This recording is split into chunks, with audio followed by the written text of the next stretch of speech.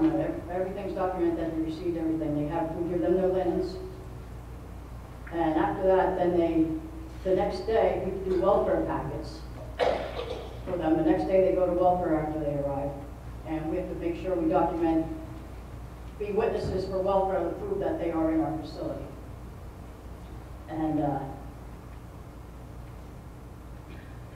then they're into their programming. Okay.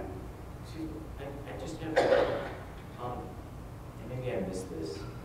In your facility, how many monitors are on duty versus how many inmates are there, or how many releasees? Yes, they're residents. We call them residents. Residents. But, I'm not a politically correct guy. How many monitors versus how many residents in any given? right now, we have 139 residents and 3 monitors. Okay, on each shift. Yes.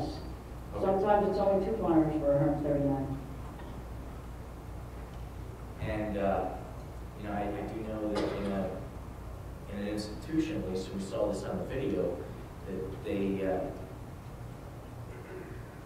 sometimes, although it might take a little while to get there, if something bad happens, you can get other people to show up and help you out. Right. What do you guys do? We do the best we can with what we have. From 8 to 4 is the only time we have extra staff in the building, which would be counselors. Isn't that But what on supposed to be weekends- at work? Well, on weekends, there's just the monitors.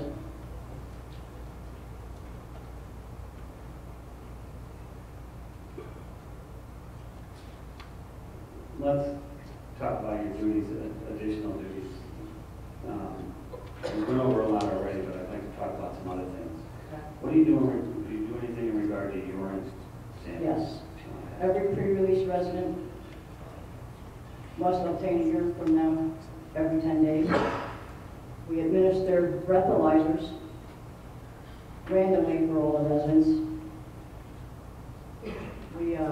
What about phone call accountability? Yes, we do phone call accountability on them. Sometimes the counselors do spot checks on them for accountability reasons.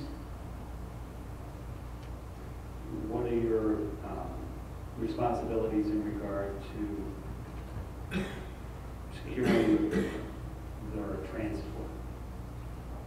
For transports, yes, we transport residents back to SCIs if they're in violation of a rule. We strip search them first. We handcuff and shackle them, and we take them in the van and take them back to the SCI. In regards to the van, we also fill the van with gas, and we must check the oil also. You rotate the tires too? Soon. What about CCIS entries? What's your responsibility? Yes, when you have an intake, an admission, somebody goes to the hospital, somebody gets transferred to another facility, or back to an SCI, we must enter them into a CCIS and email all the SCIs, not all the SCIs, if it's an intake, wherever the resident came from, that's the SCI we must email. Any type of movement we must email for population. And do you conduct fire drills? We conduct fire drills once a month. Every resident obviously must be out of the building, and when they return inside the building, they must clear the metal detector, and every person gets a pat search. What about visitors? Are there visitors to the center? Yes, the residents are allowed visitors, and they have to pass the metal detector also. So you have to process them through into the facility? Correct. And search anything that we can bring in. What about maintenance duties at the facilities? Maintenance duties, And do you understand what I mean by maintenance? the fire extinguisher, Well, I mean, what are the maintenance duties in your mind when you do? Or have responsibility to make sure it gets done? well, the facility has to be cleaned, Okay. so we have to supervise residents cleaning. We have to distribute the cleaning supplies. That is all locked up. Supervise residents for community service, which is inside the facility. And what about complete, you know what a DC 121, DC 141? Yes, they are incident report is DC 121 and DC 141 is misconducts. We issue misconducts when necessary. Similar to what we've heard of before with the seals? Correct. And all those duties, all of those combined, how busy of a day does a CC monitor? I mean, how much downtime do you have with doing all of that? Very little, Okay. because we are conducting security rounds throughout all of that, inside and outside the building. What's the breakdown between male and female? Do they strictly separated at each center, or are they intermixed? How does that work? The residents are just their own male. Okay. At the center you work at? Yes, And then I assume somewhere there's female facilities? I believe so. Are there any in Warnersville? No. Okay. And if you had mentioned to arbitrary well-being that there was 125, did you say? Residents, And- we have 139 in one building. In one building? Yes. Okay. And the makeup of the building, is it dormitory style or is it individual rooms? Dormitories Okay. with no locked doors. All right, so they have access to the whole facility? Yes, So, and I'm sorry, let me define, are they individual rooms or is there one big sleeping area? one big sleeping area. Okay. And are there other separate rooms to watch TV in, or is there? Yes. Okay. Now, do you deal with, are there any, I mean, is this at the CC centers, do fights happen, do people argue? I mean, what happens there? Is this a very calm environment? How would you describe it? No, it is not calm. There are arguments between the inmates. There has been fights already. So even though these people are, you would think they got a half foot into society, a half foot still in the system, you would think they would be on their best behavior. What, Todd, obviously you don't remember the slide from the first day where they said that there's a 70% recidivism rate. You can't really question that. So what I'm asking you is, what's this environment? Is it a easy environment to work in? Do things? no, Okay. And you yourself have been involved in this, were you not? yes, I have. Okay. And what happened to you? I was pushed. I was watching the camera screen and noticed a resident walking into an unauthorized area, which are the rooms of other residents.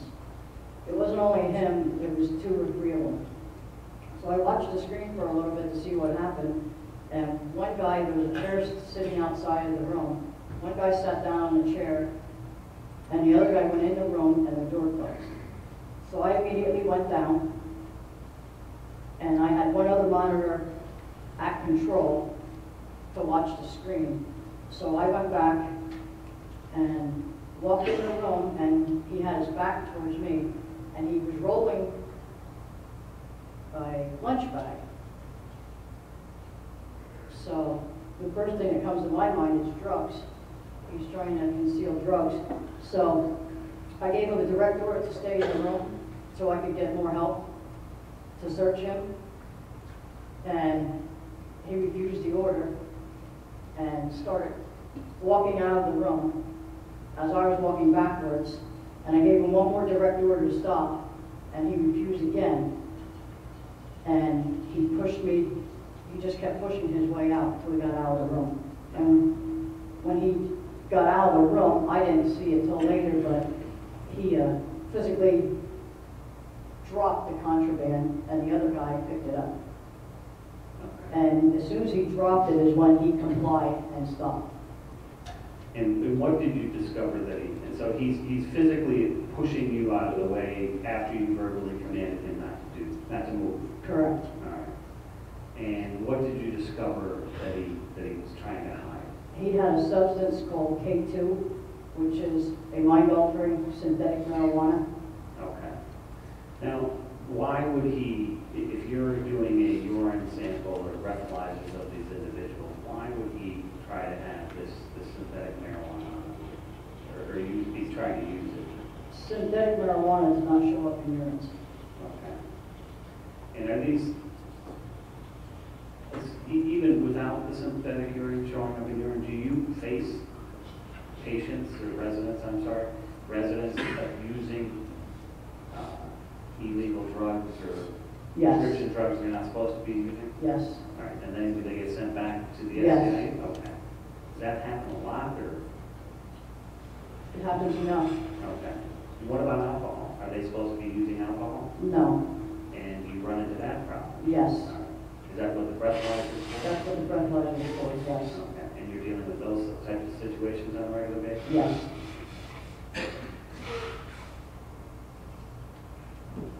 That's all I have. Question again? No question. Thank you. Member Donald? Thank you, ma'am. No, thank you very much.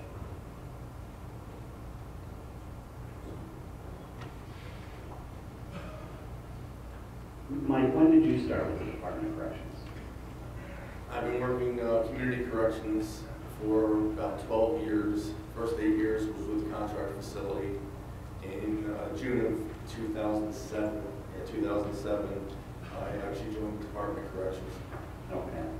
So prior to June of 2007, you worked in a community corrections center for a private company? Correct. And where was that located? Actually, same location Watersville Community Corrections is located there. Okay. And then in June of 2007, you started with the Department of Corrections? Correct, at Harrisburg Community Corrections. Okay. And why did you decide to apply to the Department of Corrections? Well, originally, when I got into community corrections, previous to that, I was working warehouses, lumber yards, driving truck, and pretty much the life was just empty. You know, I wanted to do something more with my life. And at that point, perhaps a little naive, I wanted to get involved and I wanted to help the inmates. I wanted to help them to successfully reintegrate back into society, help them with the drug and alcohol addictions and so forth. And that's what originally got me into the field. Ended up in the management levels with the contract facility, but went through a divorce, had custody of my children, and saw what I thought would be a better opportunity to provide for my children a more stable schedule and so forth, silly me. And joined the state, thought it would be a great opportunity. Okay. And where, you said you started at the Harrisburg CCC? Correct. With the Department of Corrections? Yes, sir. Okay. And that type of facility, was that the same type of facility that Connie described earlier, or similar? Similar, yes. Harrisburg Community Corrections, in addition to at that time was not a violent offender program. It is now a violent offender program, which we also have one at Watersville. In addition, they also have a population of sex offenders at Harrisburg Community Corrections. Let's stick with Harrisburg. Where actually would the facility in Harrisburg be located? It's located on Cameron Street. Okay. And that's in the, I don't want to say the heart of the city, but it's in a heavily populated part of the city. Correct. Okay. Contrast that to Warnersville. Where's Warnersville located? Pretty much so in the middle of nowhere. Okay. All right. Now, was that, because now you work at Warnersville, I don't think you said that to Pamela, you're at Warnersville now. Correct. All right. Were there challenges you faced at working at Harrisburg that you may not face now, or is it about the same? I would say there are differences